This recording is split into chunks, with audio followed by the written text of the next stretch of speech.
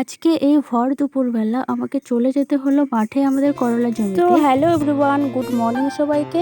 আর আমার এই ছোট্ট একটা মিনি ব্লগে সবাইকে ওয়েলকাম। তো সকালবেলা ঘুম থেকে উঠে এখানে আমি টিউশন পড়াতে বসে পড়েছি। এরপরে আমি চলে গেলাম বাইরে, কারণ বাইরে রোদ্রে কিছু জামা কাপড় মেলানো ছিল, তো সেগুলোই আমি আনতে গিয়েছিলাম। তো এরপরে আমি চলে আসলাম ঘরে। আর ঘরে এসে দেখছি বিছানাটা খুব অগোছালো হয়ে আছে, তাই এগুলো আমি সুন্দরভাবে গুছিয়ে রাখছিলাম। তো এরপরে দুপুরবেলা আমি চলে যাচ্ছিলাম মাঠে আমাদের করলার জমিতে, কারণ কালকে আমাদের হাটে করলা বিক্রি করতে নিয়ে যাবে।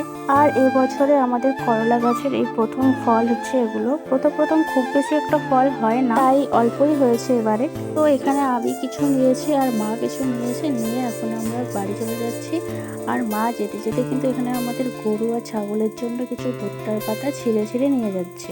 তো এখানে আমি বাড়ি চলে এসেছি, আর এখানে করলাগুলো ব্যাগের মধ্যেই আছে। এগুলো এখন সব মাটিতে ঢেলে দেওয়া হবে। ব্যাগের মধ্যে রাখলে এগুলো নষ্টও হতে পারে, তাই এগুলো মাটিতে হাওয়ায় রাখতে হবে।